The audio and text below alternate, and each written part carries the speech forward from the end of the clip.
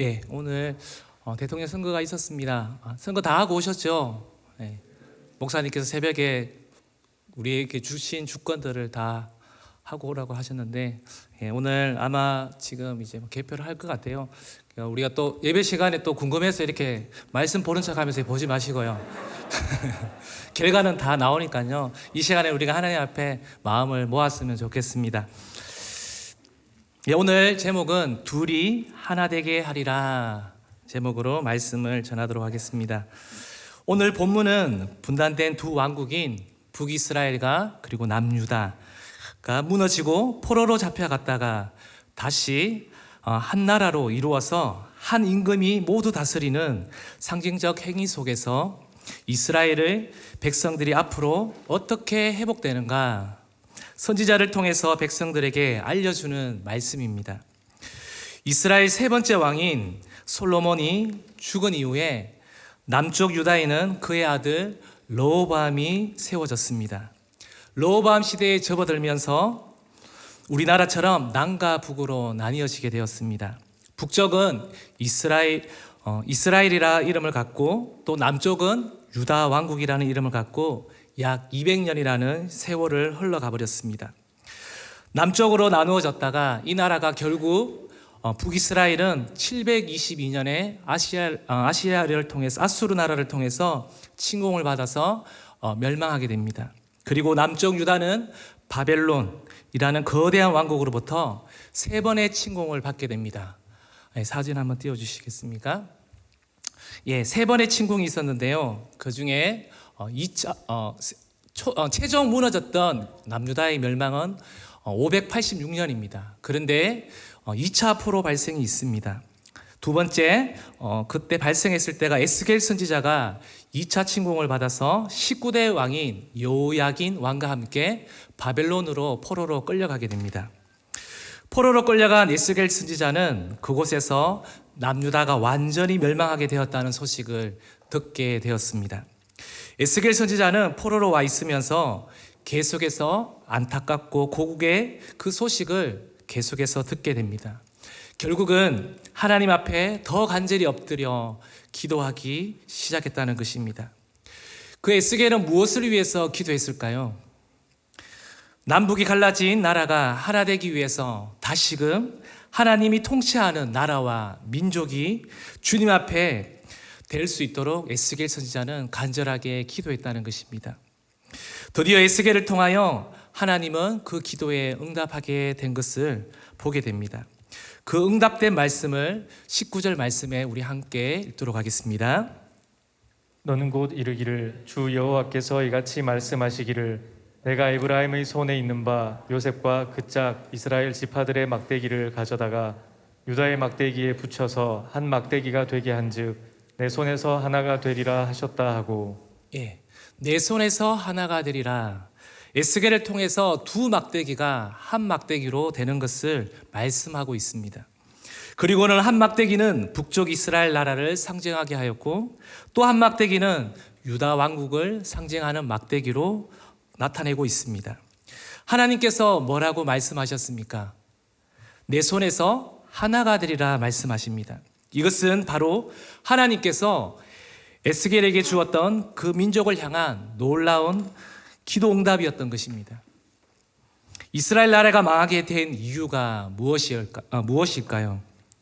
그 나라가 군사력이 약했기 때문에 망했을까요? 아니면 군사 무기가 부족해서 망했을까요?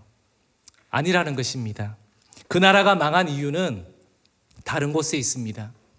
그것은 이스라엘 백성이 결국 하나님을 떠났다는 데 있습니다.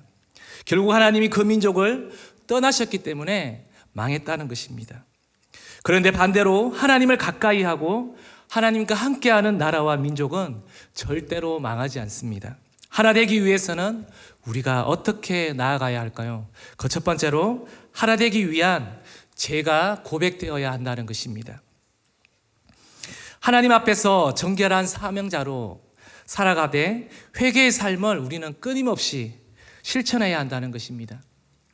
나 자신부터 준비된 모습, 내 영적인 상태, 세속적인 부분에 깊이 심취되어 있지는 않는지 우리는 매일매일 돌아보아야 합니다. 또 형식적인 부분에 빠져서 대충 해온 것은 없는지 우리는 또한 돌아보아야 합니다.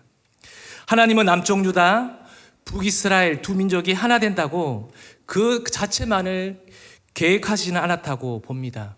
그것은 유다와 이스라엘을 향한 하나 되는 예언을 통해서 하나님께서 그 가운데에 계획해 놓았던 뜻이 있다는 것입니다. 그 말씀을 21절에서 23절까지 말씀을 한번 같이 읽도록 하겠습니다. 그들에게 이르기를 주 여호와께서 이같이 말씀하시기를 내가 이스라엘 자손을 잡혀간 여러 나라에서 인도하며 그 사방에서 모아서 그 고국 땅으로 돌아가게 하고 그 땅 이스라엘 모든 산에서 그들이 한 나라를 이루어서 한 임금이 모두 다스리게 하리니 그들이 다시는 두 민족이 되지 아니하며 두 나라로 나누이지 아니할지라. 그들이 그 우상들과 가증한 물건과 그 모든 죄악으로 더 이상 자신들을 더럽히지 아니하리라. 내가 그들을 그 범죄한 모든 처소에서 구원하여 정결하게 한즉 그들은 내 백성이 되고 나는 그들의 하나님이 되리라. 그 계획이 무엇이라고 지금 말씀하고 있습니까? 다시는 두 민족이 되지 않는다. 그리고 한 나라가 되어서 우상들과 가증한 물건들과 그 모든 죄악으로 스스로 더럽히지 않는 나라, 정결하게 된 나라를 내가 만들어주게 하겠다고 주님 말씀하십니다. 또한 이사야서 59장 2절에서 3절 말씀을 또 한번 읽어보겠습니다. 오직 너희 죄악이 너희와 너희 하나님 사이를 갈라놓았고 너희 죄가 그의 얼굴을 가리어서 너희에게서 듣지 않으시게 함이니라. 이는 너희 손이 피해 너희 손가락이 죄악에 더러워졌으며 너희 입술은 거짓을 말하며 너희 혀는 악독을 내밀어. 뭐라고 나옵니까? 이사야 말씀에도 너희 죄가 그의 얼굴을 가리었다 말씀하시고 너의 입술은 거짓을 말하고 있다고 합니다. 바로 이사야 선지자 시대도 동일하게 비슷했다는 것입니다. 얼마나 이스라엘 백성들이 죄악이 심했는지 모릅니다. 우상 숭배를 하는 종교적 죄악은 물론이고 불의와 부정, 부패, 음란, 도덕적 죄악들이 그들 삶 가운데 깊이 뿌리 박혀 있다는 것입니다. 그래서 의로우신 하나님께서는 이스라엘 백성들을 외면하셨던 것입니다. 우리가 또 앞에서도 보면 요수아 때도 마찬가지입니다. 7장에 보면요, 아이성 1차 전투에 패한 사건을 우리는 알 수가 있습니다. 너무 어이없는 사건입니다. 하나님 앞에 나아가서 이 상황을 놓고 기도합니다. 그때 하나님께서 뭐라고 말씀하십니까? 요수아 7장 11절 말씀을 읽어보겠습니다. 이스라엘이 범죄하여 내가 그들에게 명령한 나의 언약을 어겼으며 또한 그들이 온전히 바친 물건을 가져가고 도둑질하며 속이고 그것을 그들의 물건들 가운데에 두었느니라. 온전히 바친 물건을 어떻게 해요? 가져가고 도둑질하고 거기에다가 속이고 그것을 숨겼다고 말합니다. 아이성 전투에 앞서 여리고 정복 전쟁 당시에 아간이라는 사람이 하나님의 명령을 어기고 좋은 물건을 탐내서 숨겨둔 죄악을 고발하고 있는 것입니다. 그 죄악부터 지도자인 여호수아 너부터 그것을 해결하라는 것입니다. 해결하고 주님 앞에 나와 엎드려라고 말씀하십니다. 결국 아간과 그 일족들이 어떻게 됩니까? 다 처단한 후에 비로소 기도가 하나님께 상달되기 시작했다는 것입니다. 그리고 난 후에 이스라엘이 2차 아이성 전투에서 우리는 승리하는 것을 보게 됩니다. 우리가 하나 되기 위해 하나님 뜻대로 살기를 원한다면요, 먼저는 우리의 죄가 고백되어져야 한다는 것입니다. 원인과 책임을 우리는 멀리서 찾지 마시고요, 항상 나는 정결한가를 우리는 매일매일 돌아보아야 한다는 것입니다. 신약에 가서 야고보 사도도 이렇게 말하고 있습니다. 야고보 4장 8절 말씀입니다. 하나님을 가까이 하라. 그리하면 너희를 가까이 하시리라. 죄인들아 손을 깨끗이 하라. 두 마음을 품은 자들아 마음을 성결하게 하라. 여기에서 손을 깨끗이 하라고 말하고 있습니다. 여기에서 손이라고 하는 것은 그 사람의 행실을 말합니다. 마음과 행실 자체가 주님 앞에서 깨끗하지 못하다면 거룩한 하나됨을 꿈도 꾸지 말라는 것입니다. 그러면서 사명 감당할 수 없는 것은 당연한 것이고 너희들이 아무리 기도하고 기도해도 하나님으로부터 응답과 축복을 받지 못할 것이라고 말씀합니다. 기다리고 기다리시던 하나님의 손이 떠나면 그 고통을 우리는 받게 되어 있습니다. 그리고 무엇보다 하나님 앞에 가까이 올 수조차 없다고 말씀하십니다. 물론 그 고통으로 끝내시는 하나님은 아니십니다. 그렇다면 우리가 어떻게 정결하게 할 수 있을까요? 성경은 또 말씀합니다. 요한일서 9장 말씀입니다. 만일 우리가 우리 죄를 자백하면 그는 미쁘시고 의로우사 우리 죄를 사하시며 우리를 모든 불의에서 깨끗하게 하실 것이요. 우리 죄를 어떻게 하라고 합니까? 끊임없이 회개하고 고백하면 하나님께서 들으시고 용서하신다는 것입니다. 이것이 안 되면 아무리 기도해도 안 된다는 것입니다. 또한 잠언 28장 13절 말씀을 읽어보겠습니다. 자기의 죄를 숨기는 자는 형통하지 못하나 죄를 자복하고 버리는 자는 불쌍히 여김을 받으리라. 자기의 죄를 숨기는 자는 형통하지 못하다고 했습니다. 우리는 하나님 앞에 나오면 가장 먼저 우리의 죄를 하나님 앞에 자복해야 한다는 것입니다. 하나님께서는 좋은 것을 나와 우리 자녀들에게 주고 싶어 하신다는 것입니다. 죄로 인해서 더러워져 있다면 주님께서도 주실 수 없다는 것입니다. 사랑하는 성도님들, 나름 우리는 오랫동안 신앙생활하면서 기도해 왔을 것입니다. 그런데 오랫동안 기도하면서 그 기도가 응답이 없다면 우리 하나님이 능력이 없으신 분이십니까? 아닙니다. 절대 그렇지 않습니다. 나의 모습 속에 여전히 회개하지 못한 가득 찬 내 마음 속에 있는 찌꺼기가 남아있는 것이 아마 문제일 것입니다. 그렇게 하나님 앞에 긍휼을 구하며 우리는 주님 앞에 날마다 나아가야 한다는 것입니다. 그래서 서울 사랑의 교회 오정혜 목사님은 그 말씀 강단에서는요, 목사님께서도 말씀을 하시거나 부교역자들도 말씀을 전가하시고 난 후에는 항상 기도할 때 이렇게 외치는 것을 봤습니다. 뭐 상황에 따라서 말씀에 따라서 다르지만 주여 은혜를 주옵소서 하는 말씀들을 들어봤을 겁니다. 오늘 같은 말씀이면 어떻게 해요? 하나님 주여 나의 죄악을 용서하여 주옵소서. 주여 나의 죄를 자복하게 하여 주옵소서. 이렇게 주님 앞에 고백한다는 것입니다. 이러한 고백이 우리 성도님들 가운데 있기를 소망합니다. 하나님께서는 저와 여러분들을 향하여 23절에 기록된 것처럼 너희들이 진정으로 나의 백성이요 나는 너희들의 하나님이 될 것이라고 말씀하고 있습니다. 하나님께서는 저와 여러분들을 향해서 계속해서 말씀하십니다. 하나님으로부터 나오지 못한 무질서인 죄로부터 너희들이 회복되어져야 된다고 말씀하십니다. 그리고 하나님과 다시 죄가 고백되어짐으로 하나 되어짐으로 또 우리가 다시 세워지는 은혜가 우리 가운데 있기를 소망합니다. 두 번째입니다. 하나 되기 위해서 우리의 마른 뼈가 보여야 한다는 것입니다. 우리가 예수를 믿고 살아간다는 것은 복음 전파의 삶을 매일 살아가는 것입니다. 그것이 우리의 본분입니다. 오늘 본문에서 이스라엘은 나라와 민족이 분열되어 있었고 흩어져 있는 상태입니다. 그리고 에스겔 자체는 이미 바벨론의 포로로 끌려간 상태에 있습니다. 북이스라엘도 남유다도 멸망한 이유가 바로 그들의 죄로 인해서 멸망했다고 말씀합니다. 하나님께서는 이스라엘 백성들을 향하여 회복과 하나됨을 분명하게 선포하고 있다는 것입니다.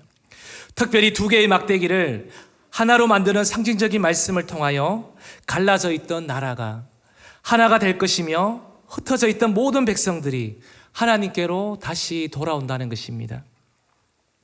그럼 이 백성들이 어떻게 하나로 되는지 에스겔을 통하여서 그 환상을 37장 1절부터 해서 이렇게 보여주고 있습니다. 그 37장 1절부터 이제 하나님께서 에스겔을 통해서 마른 뼈 환상을 보여주십니다. 그런데 우리 성도님들도 가끔 꿈을 꾸시지 않습니까? 꿈도 여러 장르가 있습니다. 우리 성도님들은 어떤 꿈을 이렇게 꾸고 싶어 하십니까? 결혼을 앞둔 사람들이면 어떻게 해요?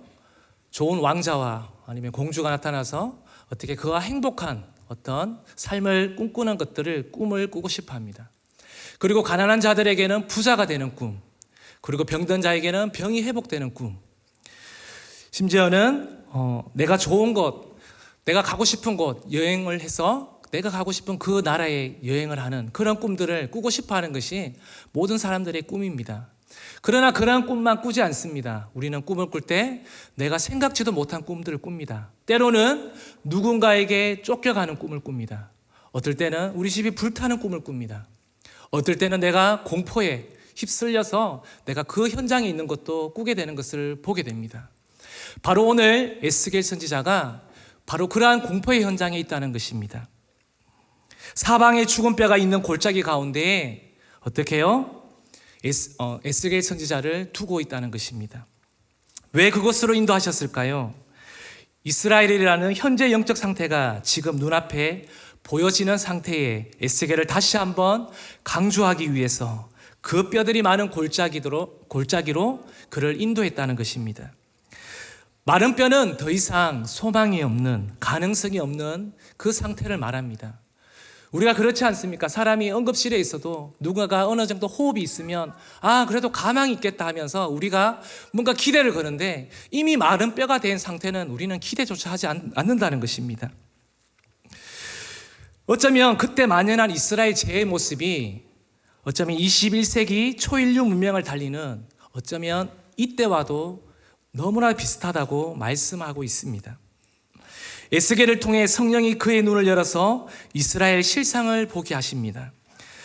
3절 말씀을 한번 읽어보도록 하겠습니다. 그가 내게 이르시되 인자야 이 뼈들이 능히 살 수 있겠느냐 하시기로 내가 대답하되 주 여호와여 주께서 아시나이다.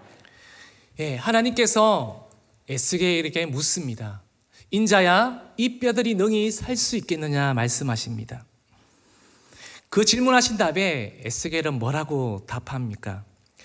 인간적으로는 도저히 희망도 없고 그냥 내버려 둬야겠다고 생각할 수 있겠지만 에스겔은 먼저 입술로 주님께서 하신다면 모든 것이 가능할 줄로 믿습니다 라고 믿음으로 고백했던 것입니다.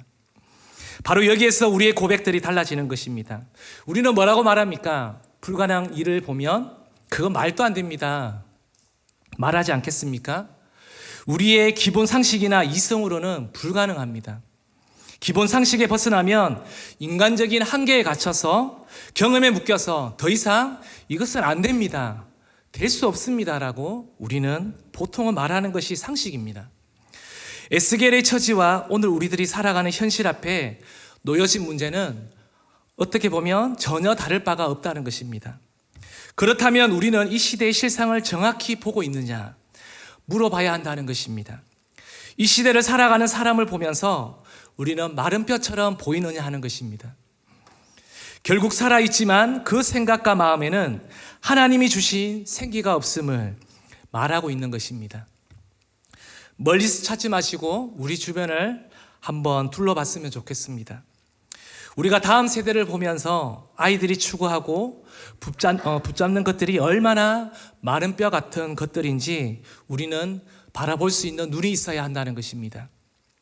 만약 분별하여 보이지 않는다면 내 속에 성령이 아닌 다른 것으로 가득 차 있기 때문에 어쩌면 보이지 않는 것입니다. 하나님의 눈으로 다음 세대 자녀를 어떻게 바라보느냐, 하나님의 눈에 이 대한민국 사회가 어떤 모습인지 할 때 지금 우리는 어떻게 말할 수 있겠습니까? 지금 이 사회는 절대 가치가 사라진 시대입니다. 절대 진리가 없다고 말합니다. 속된 것과 거룩한 것을 구별할 줄 모르는 시대에 우리가 살아가고 있습니다.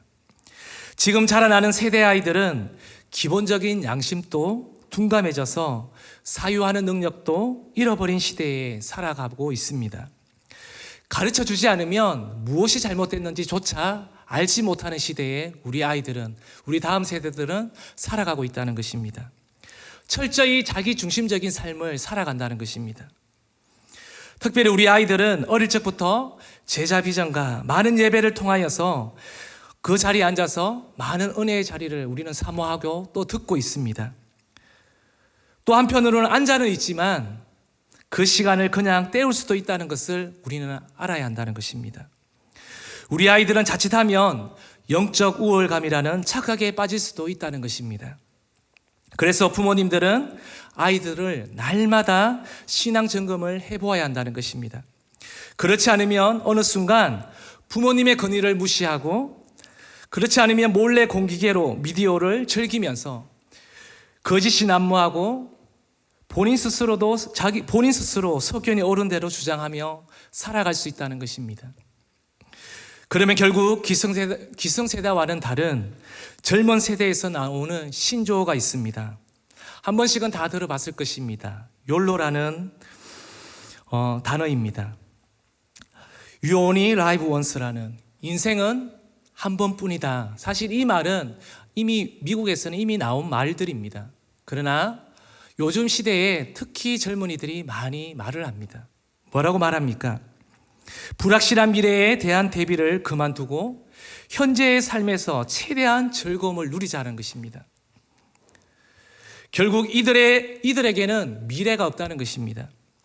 그냥 닥치는 대로 살아가자는 것입니다. 눈에 안 봐도 뻔하지 않을까요, 우리는? 욜로와 같이 즐기기만 하는 이 생의 목적으로 살아가는 사람은 살았으나 실상은 죽었다는 것입니다.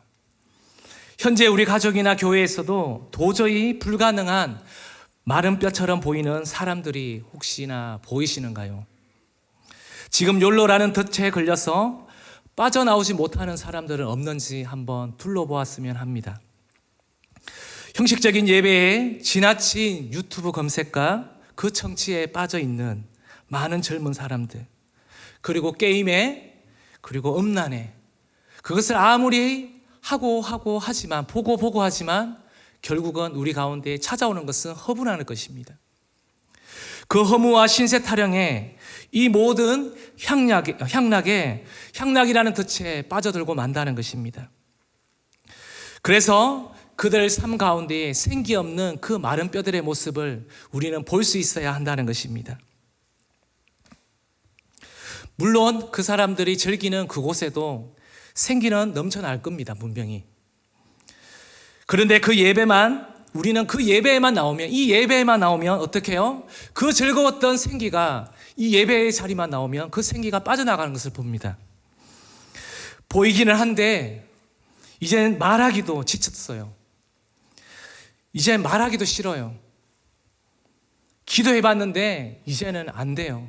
얼마나 내가 그 사람을 위해서 기도해봤는데, 얼마나 오랜 시간을 이 사람을 놓고 내가 기도했는데 이제는 해도 안 됩니다 라고 말하고 있지는 않습니까? 그래서 혹시나 포기하셨습니까? 감사하게도 이때를 위해 우리 담임 목사님께서는 3년의 기도를 선포하셨습니다. 바로 이것이 기회입니다. 생명을 살리는 시간인 줄로 믿습니다. 다시 성령으로 돌아가서 우리가 에스겔을 보았으면 합니다. 그는 스스로 판단하지 않았습니다. 상식과 이성으로 불가능해 보입니다. 그러나 믿음이 말하면 어떻게 됩니까? 주 여호와여, 주께서 아시나이다. 하나님께서는 그럼에도 불구하고 고쳐주시고 살려주신다면 그 마른 뼈도 어떻게 해요? 살아난다는 것입니다. 그러나 주님께서 포기하신다면 저들은 그대로 뼈들로 있을 뿐이다라고 또한 주님께서는 말씀하십니다. 지금 우리 현실과 그리고 한국교회의 상황, 그리고 이 나라의 이 모습들 한번 우리가 곰곰이 살펴보았으면 합니다. 갈수록 생명력을 점점 잃어가고 있지는 않습니까? 이러한 눈에 보여지는 현실들을 보면 우리 역시 원망과 한숨, 불만들이 먼저 튀어나옵니다. 하지만 우리는 현실들만 바라보며 한숨 쉬며 불평하는 데만 그치질 않기를 바랍니다. 왜 그렇습니까? 우리 주님께서 이스라엘 백성들을 하나로 인도하시고 회복시켜 주시라고 약속하셨기 때문에 그렇습니다. 그리고 이어서 4절 말씀에 이렇게 말씀하십니다. 읽어볼까요? 또 내게 이르시되 너는 이 모든 뼈에게 대언하여 이르기를 너희 마른 뼈들아 여호와의 말씀을 들을지어다. 예, 오늘날 개인주의 성향으로 살아가고 있는 그리스도인들을 향하여서 이념과 세대 간의 갈등에 빠져 있는 모습을 향해서 또 남북이 분리되어서 여러 가지 갈등으로 하나 되지 못하는 모습들을 향해서 우리 주님께서는 분명하게 저와 여러분들에게 말씀하고 있다는 것입니다. 들을지어다 라고 말씀하십니다. 5절에 내가 생기를 너희에게 들어가게 하리니 너희가 살아나리라 말씀하십니다. 그러면서 6절과 8절에도 계속해서 쭉 읽어보면요, 나중에 한번 찾아보시면요, 힘줄을 두고 살을 입히고 가죽으로 덮고 이 뼈 저 뼈가 들어맞아 뼈들이 서로 연결되고 그 뼈에 힘줄이 생기고 살이 오르며 가죽을 덮었더라 라고 말씀하고 있습니다. 여호와의 말씀을 듣는 자는 모두 살아날 거라고 말씀하십니다. 10절 말씀부터 한번 읽어보겠습니다. 이에 내가 그 명령대로 대언하였더니 생기가 그들에게 들어가매 그들이 곧 살아나서 일어나 서는데 극히 큰 군대더라. 하나님께서 환상을 통해서 에스겔에게 보여주는 것은 절망과 두려움이 아니라 바로 그 마른 뼈에 생기를 불어 넣어 주시는 것입니다. 소망을 주기 위함이라 말씀하십니다. 하나님께서 살리면 새로운 세계가 펼쳐질 줄로 믿습니다. 그러므로 먼저 우리 아비 세대가 먼저 눈을 떠야 합니다. 하나님께서 우리 대원교회를 사용하실 줄로 믿습니다. 지금 내 자녀가 하나님과 직접적인 만남도 없이 헤매 있는 것 같고 어쩜 교회에 나오지 않고 하나님과 떠나 있지만 하나님께서 살리시면 놀라운 일들이 일어날 줄로 믿습니다. 오늘 이 밤이 그런 밤이 되기를 소망합니다. 우리 한번 이렇게 고백해 보지 않겠습니까? 말씀을 듣는 자여 일어날지어다. 말씀이 선포되어 질 때마다 골짜기마다 마른 뼈들이 조각조각 맞추어지면서 살아나게 된다는 것입니다. 주변에 영적으로 말라있는 뼈가 보이십니까? 그때 우리는 우리에게 주신 이 말씀을 가지고 선포하기를 바랍니다. 그러면 그때 그 마른 뼈가 살아날 줄로 믿습니다. 마지막 세 번째입니다. 우리가 하나 되기 위해서는 사명자로 살아야 합니다. 24절 말씀을 우리 함께 읽도록 하겠습니다. 내 종 다윗이 그들의 왕이 되리니 그들 모두에게 한 목자가 있을 것이라. 그들이 내 규례를 준수하고 내 율례를 지켜 행하며. 하나님의 사람 바로 다윗 같은 지도자가 세워져서 끈질긴 이해와 사랑으로 살아가야 한다는 것입니다. 인내하며 사울을 품었고 주님께서 역사하실 때를 기다리며 기도했던 한 사람, 그 사람이 바로 다윗이었습니다. 또 자신의 죄를 깨닫고 즉시 회개하며 정결한 삶을 살고자 노력했던 사람, 다윗입니다. 우리아의 아내 밧세바를 비록 범한 적은 있었지만 나단 선지자를 통해서 그는 철저히 하나님 앞에 적극적으로 회개하며 주님 앞에 엎드린 사람, 바로 다윗이었습니다. 시편 51편 10절 말씀을 한번 보겠습니다. 하나님이여 내 속에 정한 마음을 창조하시고 내 안에 정직한 영을 새롭게 하소서. 우리 가운데에 이 다윗의 고백이 있었으면 좋겠습니다. 우리도 살아가면서 얼마나 죄를 많이 짓습니까? 그럴 때마다 우리가 하나님 앞에 앉을 때마다 하나님 내 속에 정한 마음을 새롭게 하여 주옵소서 하는 고백이 있기를 원합니다. 정말 이러한 지도자로 살아가기 위해서는 범죄했을 때 눈물로 돌이키는 진정한 사명자가 되도록 기도해야 되지 않겠습니까? 오늘 우리는 국가를 어떻게 경영해야 할지 기대하며 기도하면서 새로운 대통령 후보를 우리는 뽑기 위해 선거를 하고 오셨을 것입니다. 우리 민족에게 필요한 지도자가 세워져야 한다는 것입니다. 하나님의 말씀을 두려워하면서 나라를 다스리는 지도자, 부정한 모든 것을 버리고 항상 하나님 앞에 정결하게 나아가고자 하는 지도자, 자신의 잘못을 끊임없이 인정하고 겸손으로 나아가는 지도자, 그래서 백성을 사랑하고 나라를 이끌어가고자 하는 지도자가 세워져야 될 줄로 믿습니다. 성경은 다윗이라는 믿음의 지도자를 의로운 왕으로 말씀하고 있고 주님께 다스림 받는 마음에 합한 자라고 이야기하고 있습니다. 믿음의 지도자가 얼마나 큰 역할을 하는지 강조하고 있는 것입니다. 메시아적 영적인 리더십의 본보기가 되었던 다윗과 같은 지도자를 오늘 우리에게 말씀해 주고 있습니다. 이러한 지도자가 이 민족과 이 나라 가운데 반드시 필요하다는 것입니다. 이미 선거는 끝나고 이제 투표 결과만 우리는 기다리고 있습니다. 하나님께서 세우실 지도자가 대통령이 되기를 소망합니다. 그 대통령이 어두운 가운데 갇혀서 신음하는 대한민국이 하나님과 하나됨을 이루어 가는데 막힘이 되지 않기를 소망합니다. 그래서 축복의 나라요 거룩한 제사장의 나라가 계속 이어지기를 기도합니다. 이제 말씀을 정리하려고 합니다.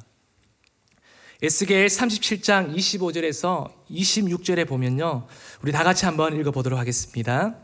내가 내 종 야곱에게 준 땅 곧 그의 조상들이 거주하던 땅에 그들이 거주하되 그들과 그들의 자자손손이 영원히 거기에 거주할 것이요 내 종 다윗이 영원히 그들의 왕이 되리라.